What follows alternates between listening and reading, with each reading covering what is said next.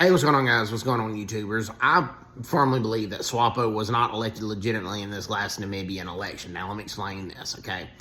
SWAPO received 53% of Parliament's votes, which is just the majority by this much, okay? Now, they were down from like 65% from where they were just a few years ago.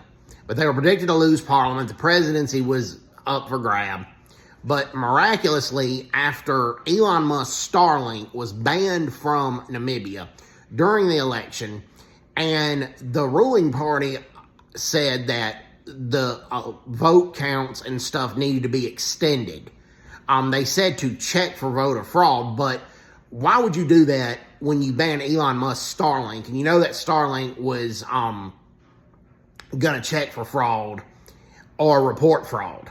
The international community is not necessarily behind SWAPO getting elected. Even The Guardian has talked about, and The Guardian's a leftist newspaper, The Guardian has talked about how high youth unemployment is in Namibia, how high just unemployment for all Namibian adults, particularly between the ages of 18 and 36. And then all of a sudden, the vote tally was quote-unquote cleaned up, with Starlink being banned, by the way. And then you elect this, a female president, Netumbo Nandi Ndwaya. If I pronounce the lady's name, I apologize, but I don't believe I did.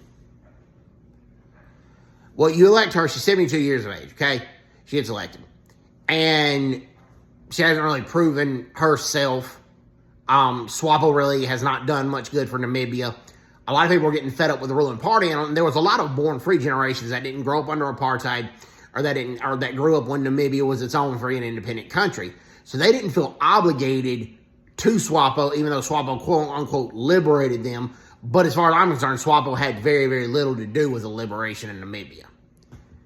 And, you know, the election, SWAPO was predicted to lose the majority in Parliament. They have it by this much now.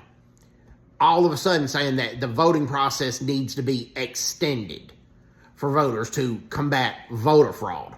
Right after you ban Elon Musk's Starlink, and Elon Musk is notoriously known, and rightfully so, for reporting voter fraud.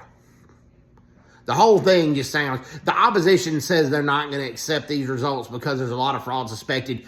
The BBC and The Guardian are not even encouraging this, even though Namibia has elected its first female president, because it looks like there was a lot of voter fraud in here to keep SWAPO in power.